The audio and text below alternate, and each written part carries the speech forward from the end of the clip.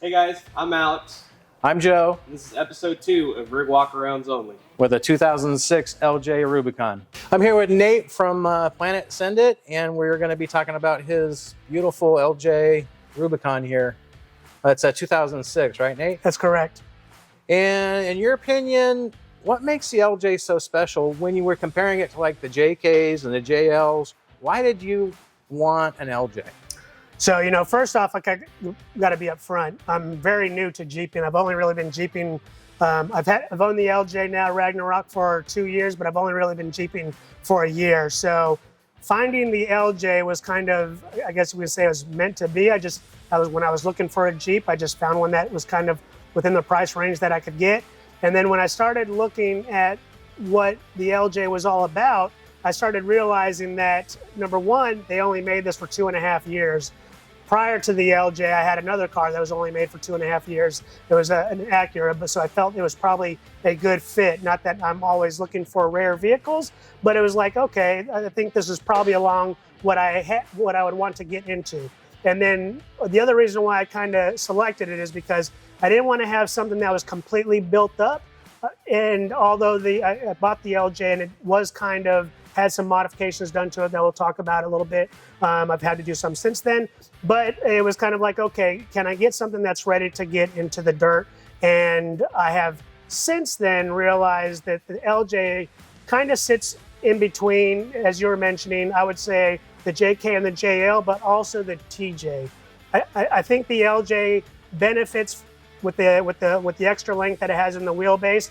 It's almost as nimble as a TJ, as in being able to get pretty technical, but also that it climbs better than a TJ as far as like getting into waterfalls and things like that. Well, it's more stable. It's more stable. It's more stable. And I think when you're really starting to either pitch the nose up or pitch the nose fairly down, you're able to do just a little bit more than you would feel comfortable doing in a TJ, but it doesn't do those things as well as a JK or a JL.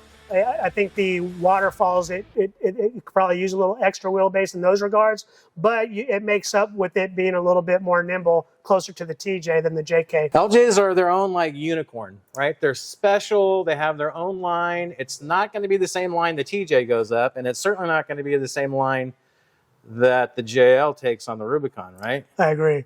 And you learned that firsthand. Yes. As a matter of fact, my learning experience was I would say, of a weakness on the LJ at that time when I damaged the transmission pan.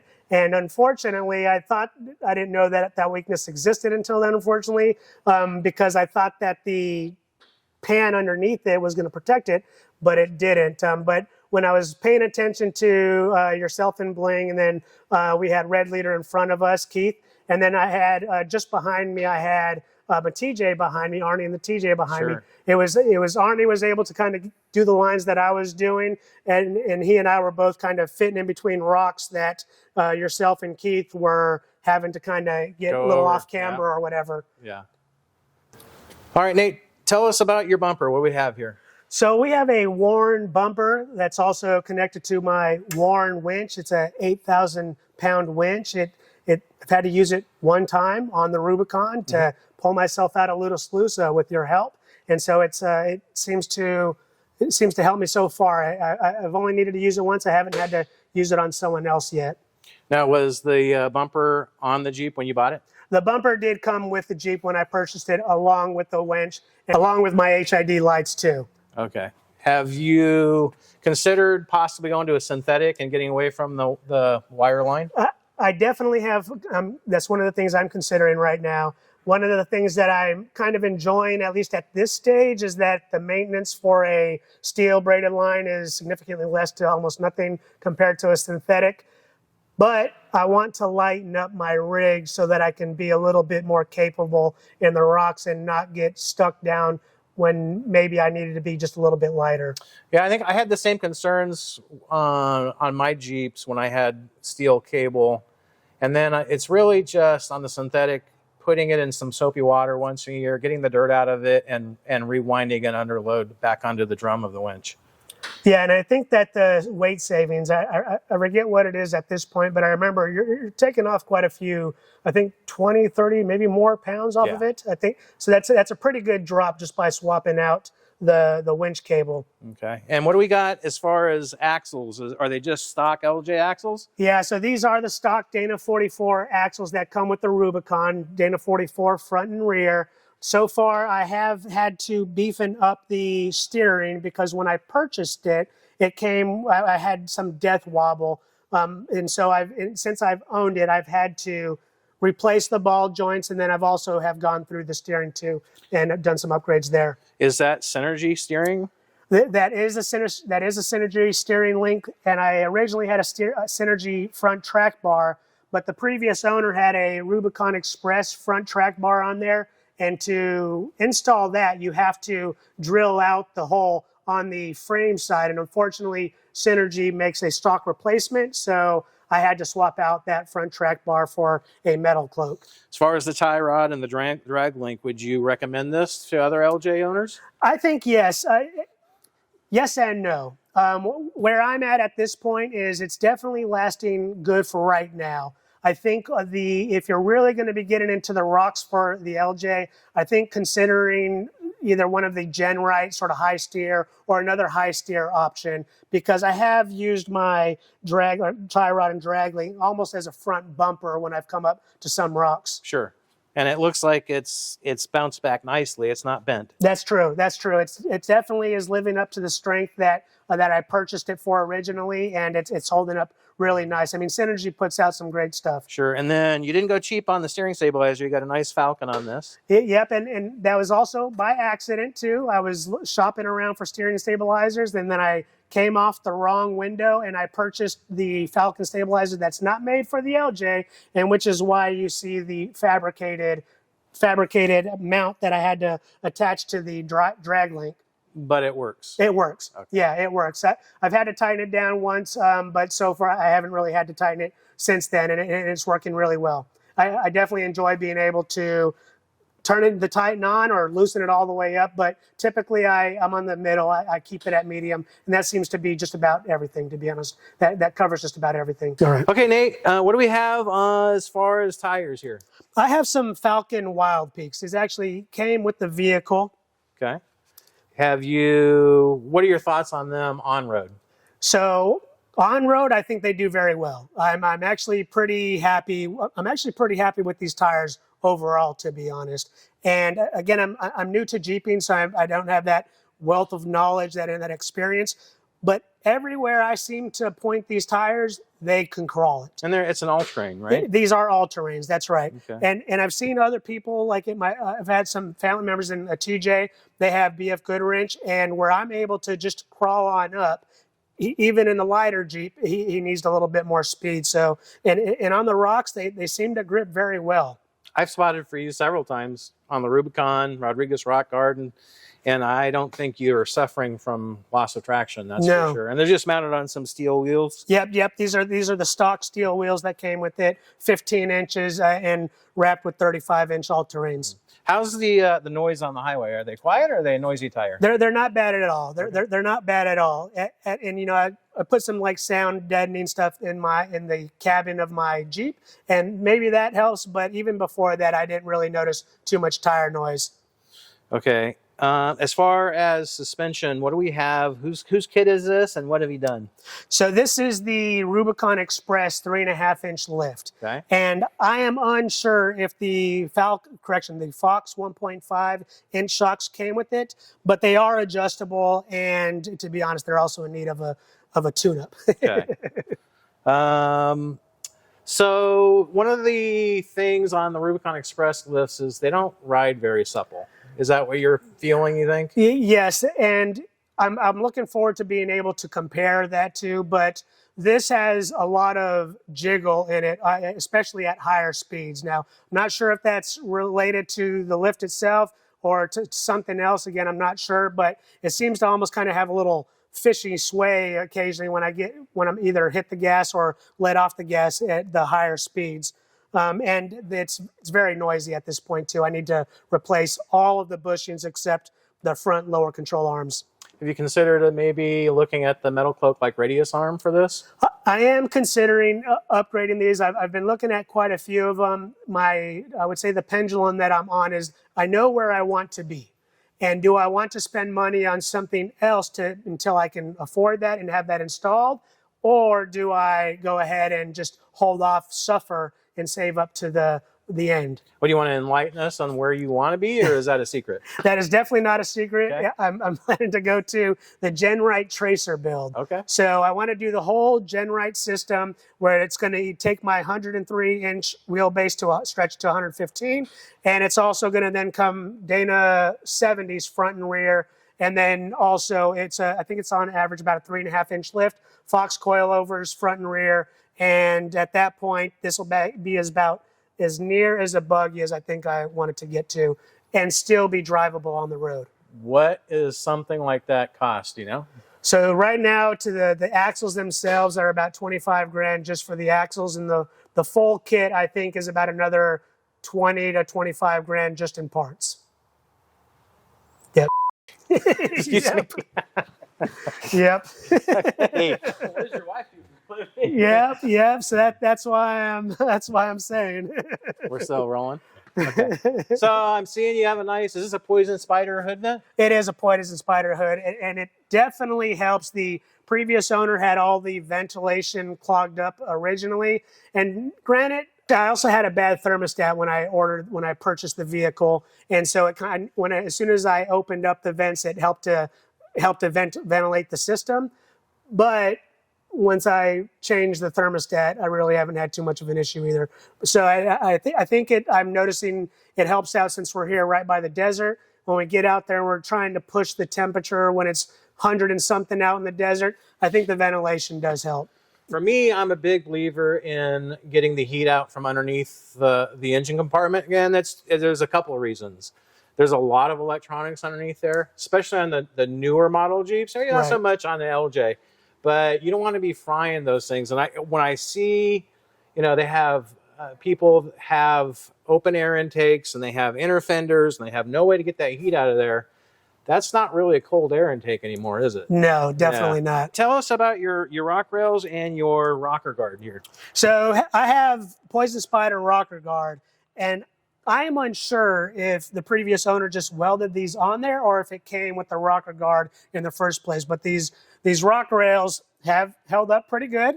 They have taken a little bit of damage, but that looks familiar. Where did that damage happen at? Yeah, this took place just a few months ago here when we were both out at the rock garden, the Rodriguez rock garden, and I got right in between two boulders and just came down just enough to where at that particular point the rock was pinnacled, and so that basically triangled my rock rail here. Yeah, and then, these Poison Spider rocker guards, they're really thick. They've definitely taken a beating. Yeah, I have them here. I also have some corner guards there too that came with the previous owner. I have had no issues with that. They're holding up pretty nice. When part of the GenRight system also the rocker rail will be replaced, and it will become they will boat the rocker rail. I forget exactly what that term is, but it'll kind of be at an angle, and then the rock rail will come up just to give me a little bit more clearance towards the inside and to assist on when I do come down on something like that, I don't take this kind of damage. I can't wait to see it. I love seeing Jeeps like this and knowing that the owner is going to take it farther. So I also see you have a high lift on your hood. You've used it much, or is it there for decoration? Right now it's there for decoration, and I'm considering taking it off. I haven't had to use it yet. To be honest, I'll probably keep it on there just in case, but I haven't had to use it yet. Tell us about your fenders, because these certainly are not stock. These are the older GenRight fenders replacement here, the tube fenders.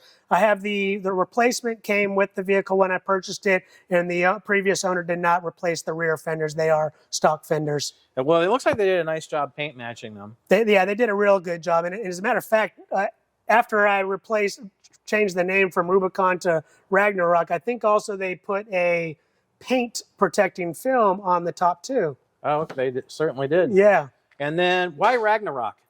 So I went for Ragnarök for a couple of reasons, and not to drown it out too much. I'm about 22, 23% Norwegian, so I wanted to just sort of honor the ancestors a little bit. That explains a lot.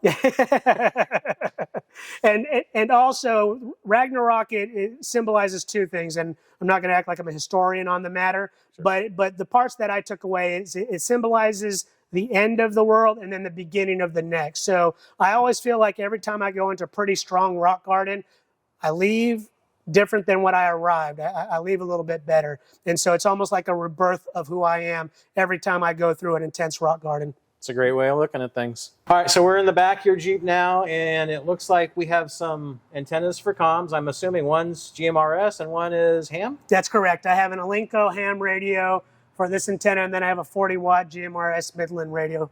Nice. And then what do we have for a rear bumper here? This also came with I purchased it with the Warren bumper with the tire carrier on top. This is one of those things that I'm looking to at the next opportunity to probably replace, just because it does rattle quite a bit when on the trail. Doesn't rattle hardly at all on the road, but especially when I get on the washboards, it's terrible. I had a Smittybilt Atlas on the back of my JK, and it was just a rattle trap. It would drive you crazy on the trail. I was finding myself turning the radios up, turning my ham up, so I didn't have to listen to the rattle back there. So I definitely understand why you want something. And I would say look at the Genrite stuff. Dude. There's nothing. I have a Genrite tire carrier on Bling, and it's silent. It's easy to use. It's perfect. I agree, and I'm trying not to Genrite, the whole episode here, but I have definitely drinking the Kool-Aid. They do things right. Well, you get what you pay for, and Genrite's not giving their stuff away. No, they're not. There's a price. Yeah, there is a price. What's with the Christmas tree and the unicorn here? So I was on the trail last May, and someone had made the comment about, what are these unicorns and rainbows and everything? What's happening there? And it seemed like no matter where I've been since then, that these rainbows just come out no matter where I'm at. So it's become kind of like a theme within our local community that I am known to have the unicorn, and then rainbows also follow me. So we have a rainbow and unicorn on this Christmas ornament. Okay.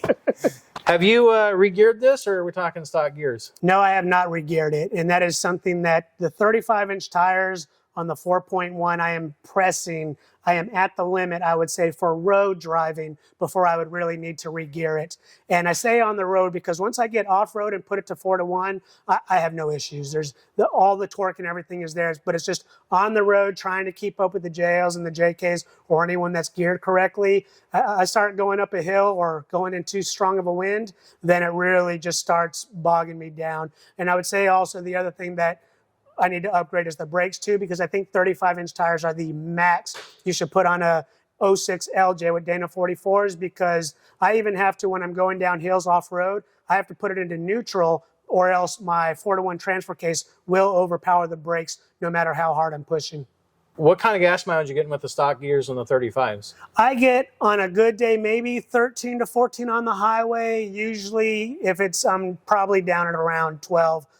10 being the lowest I've seen so far. Okay, and you got some super nice corner armor here. What do we got? This did come with the previous owner. I do not know which brand they are, but I'm definitely glad that I have it here, because there's been a couple of times when we've been out on Sidewinder and you kind of get close to things that you're happy you got a little extra beef on the corners here. Yeah, and they did a nice job. It's all aluminum rivets and not rusty, not dented. It's well done. And I can open a Coca-Cola here too if I want to there you go. On the trail. Since when do we need to open Coca-Colas with that? Or other beverages. You're going back a long time. Okay, tell us about some of your interior mods. Nate, are they stock seats? What do we got going on here? Stock seats, and the previous owner did put in a roll cage. I don't know the brand, but he put it in. It goes all the way down to the frame, forward and rear over here, and then also it cuts over. So it gives me opportunity to mount my radios in addition to the extra protection. Also, what he put here is this little lever that on the washboards where I find my foot to be bouncing quite a bit, I can actually just control throttle right here up to a certain point, and it kind of acts as a cruise control, adjustable by this lever. So it's a thumb throttle. It's supposed to be used for rock crawling. So you can bring the idle up of the Jeep. A lot of the manual guys fall in love with that because they can keep the RPMs up and 4 low and not kill it. That makes sense. Yeah, I've definitely enjoyed it a couple of times just after my foot keeps bouncing and I'm jerking back and forth because my foot keeps bouncing. I put that on and it makes it a little easier. Okay, yeah, that sport cage, it kind of looks like a rock hard. I know it's not, but it is definitely a hefty piece of metal protecting you. What do you got for comms in here, Nate? Well, I have the Midland GMRS radio, it's 40 watts, and then I have the Alinco 50 watt ham radio. So they seem to be able to, I ended up picking up the GMRS because although I am able to listen in on GMRS with my ham radio, I couldn't transmit. And so I recently actually just installed this. Which one do you find using more often? I find using the ham radio more often. Really? Yeah. I'm surprised because GMRS is so popular these days. Yeah, I think for the I don't know why, but it just seems like ham radio seems to work just a little bit better. At least it seems to be less. Again, I haven't necessarily done a verbatim scientifical test, but it seems like ham bounces off the mountains a little bit better. Are we using what kind of a compressor or a CO2 tank? I do have the dual ARB compressor, which is attached to a 5-gallon tank that is connected to an air chuck in the back, and then also my train horn under the hood. Okay, factory lockers? They are factory lockers. Correction. Rear is factory. The front has been replaced by the previous owner. It's an electric. It is still an e-locker? Yes. Though. Okay. Well, the factory actually came air. Oh, it did? Yeah, factory was originally air. I have both compressors attached to my skid plate, the belly pan skid plate, but only one is connected. So you have one e-locker and one air locker? Okay. Which do you prefer? Either or. I haven't noticed a difference. They both turn on when I think they do it, when I need them to, and they both turn off about when I need them to. Obviously, the forward one, I can't be engaged in a turn or anything, but as soon as I get leveled out, they both seem to shut off just fine. So you haven't suffered from any air leaks from the air locker? Not yet, at least. Yeah, not yet. Okay. I think the industry is steering itself more towards e-lockers now, just because of the hassle of repairing an internal leak of an air locker. Yeah, when I do the upgrades, when I do get the axle upgrades and I get the Dana 70s with the GenRide system, I will be e-locker front and rear. Okay. What kind of tools do you bring on the trail with you? I usually bring a wrench kit that goes from, I believe, 8 millimeters up to, I think, 22 millimeters, and then the associated standard sizes. I also go out with a toolkit, a Husky Home Depot toolkit. I think it's 100-something piece. That seems to be pretty helpful. And then I also go out with the 50-foot air hose, and I also go out with fluids, especially after the Rubicon. I'm assuming you're carrying 2-part epoxy in your rig these days. I definitely have some JB Weld in there. I have 2 kits, as a matter of fact. And the reason we're going back and forth on the JB Weld and the epoxy is because you cracked your transmission pan on the Rubicon, and we had to drain it once we got the Rubicon springs, and we had to have a 2-part epoxy set up overnight, but it worked out. It did. It did stop the leak, and you were able to drive home, and it wasn't until weeks later that you ended up having to replace the pan, right? That's correct. And fortunately, I already had my pan at my house. It already arrived, and I would say that the JB Weld never failed.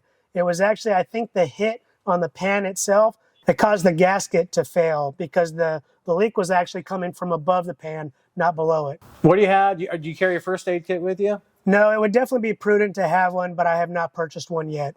Dude, Brad from Trail Recon would not be having that. I know. But if I ever go out with Brad, I'll know that he actually has his own kit, and I'll be good. What's your favorite mod to the LJ so far? So far, my favorite mod has been installing the PSC power steering pump, because until I put that on there, I would be struggling off-road. And as soon as I put that on there, I put that on just before going to the Rubicon, and it helped out significantly. Yeah, I got tired of telling you to turn driver or passenger, and you're like, I can't turn.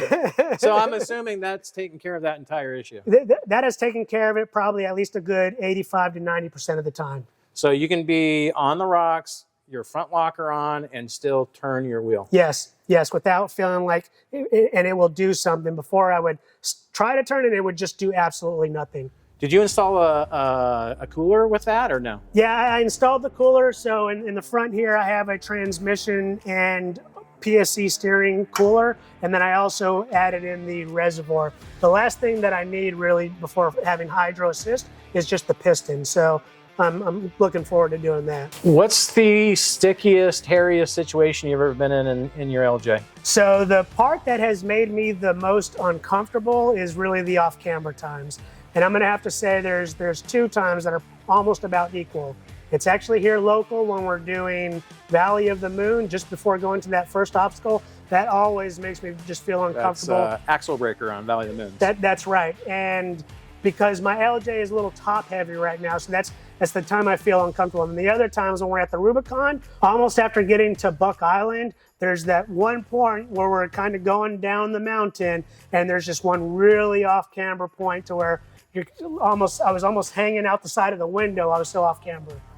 Right, and we kind of did a test while we were on the Rubicon with the rear sway bar, because you were practicing disconnecting the rear sway bar on this, and I was like, bro, you might want to consider connecting that thing back up. What did you find out on that? So I don't know performance-wise if there was really any benefit to that. It might be marginal. I haven't, after keeping the rear sway bar connected to where I would just be fully disconnected prior to, I realized that I don't think the juice was worth the squeeze because again, being that I have somewhat of a top-heavy vehicle right now, I hope to fix that in the future, but being that it's top-heavy right now, especially when we got to Cadillac Hill and we were on the side of a really big cliff there, it just felt a lot more stable having the rear connected as we were going up the side of the hill. In my opinion, it's just not worth the danger of rolling over and not having that rear sway bar connected. Right. Okay. Favorite trail that you've been on so far? Favorite trail would have to be on the Rubicon because I haven't been on too many, but wow, that's an absolute beautiful trail. Not only is it technical, maybe not as technical as like a Sand Hollow or some of those things, but it's a gauntlet, and you definitely feel like you have accomplished something after getting through that trail, and just the scenery. And so what are you planning to do next on this Jeep as far as mods? so mod-wise, what I would like to do is, hopefully this year I would like to do 2 things. I kind of talked about it earlier. I would like to complete the Hydro Assist. I would like to have that installed in here. And then also I'm thinking about purchasing a soft top to reduce the top heaviness. And also when I do go topless with this 4.0 liter has quite a bit of pep to it, more than I'm getting right now with the hardtop on it. What's your bucket list trail? What it can be more than one. I mean, what are those for you? So right now, what I would like to do in Ragnarok is Sand Hollow, Moab, and Farside. Okay. I would love to join you on some of those. I would love to go along with you guys. Hey guys, thanks for watching episode 2. I'm Alex. I'm Joe. I'm Nathan. And stay tuned for episode 3.